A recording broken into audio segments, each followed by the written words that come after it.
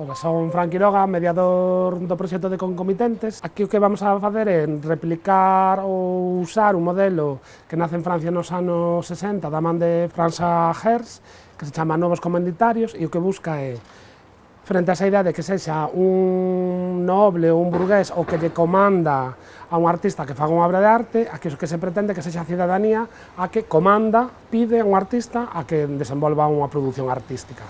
Entón, o que queremos facer aquí neste caso en Betanzos é falar en torno ao legado dos irmáns García Naveira e pensar desde o conxunto da cidadanía, desde Betanzos e toda a súa comarca, que podan pensar que encargo lle farían, comandarían a ese artista.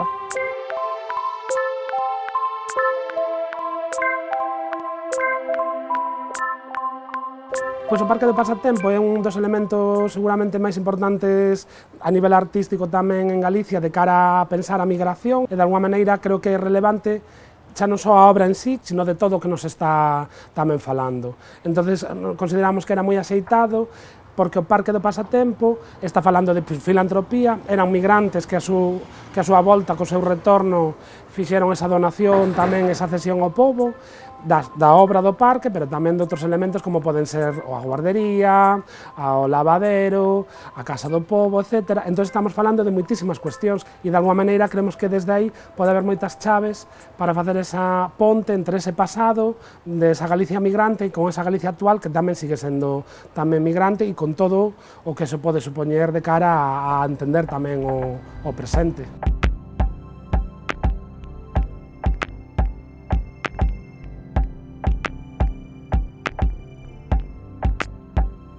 Eu son José Souto. Eu son Elena Couto, son a vicepresidenta da Asociación de Amigas do Parque do Pasatempo.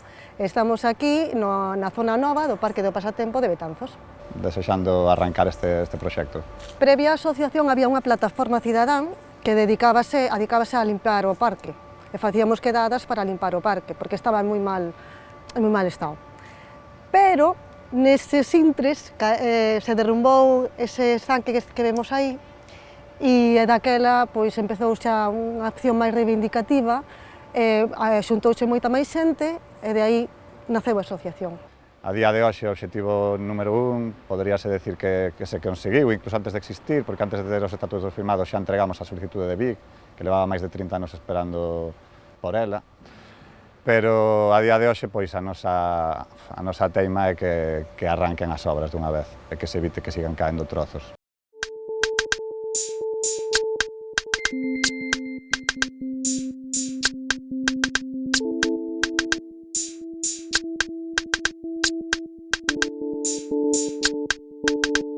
Actualmente o parque está rehabilitándose, de feito está pechado, a parte histórica, si que temos a outra parte, a parte nova do parque. Sei que hai xa recursos e hai vontades, se está traballando tamén para esa parte de rehabilitación. O Concello de Betanzos tamén colabora no proxecto, entón, hai vontade tamén de que a obra dialogue e se integre con esa rehabilitación. Ahora, nós non podemos asumir unha rehabilitación do parque, porque o proxecto non pode traballar no tema de rehabilitación, pero sí que nese diálogo podería facerse tranquilamente un xardín orgánico, unha intervención de paisaxe na parte de arriba do parque histórico.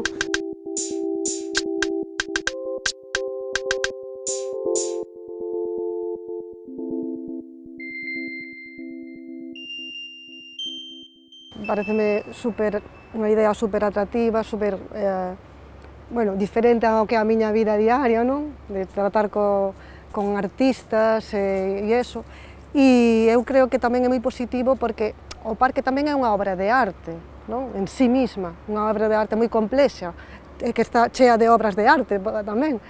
Entón, pareceme que vinculalo ao mundo da arte cos cidadáns tamén é unha idea que me parece moi atractiva tamén, porque normalmente parece que o artista está aí como aislado, non? E é que este proxecto creo que vai permitir precisamente a colaboración cidadán cos artistas, e iso pareceme, super atractivo, creo que é moi interesante.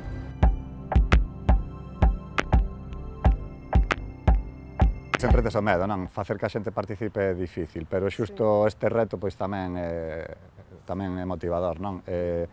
A mí personalmente motivoume o proxecto, así que non son moi distinto que o resto, así que agardo que a xente de Betanzos se anime a vir a unha charla, a vir a unha xornada co artista ou coa serie de accións que se desenrolen, pois agardo que a xente con nenos, a xente maior que desexa recordar, hai certo tipo de xente que eu penso que se subirá ao proxecto.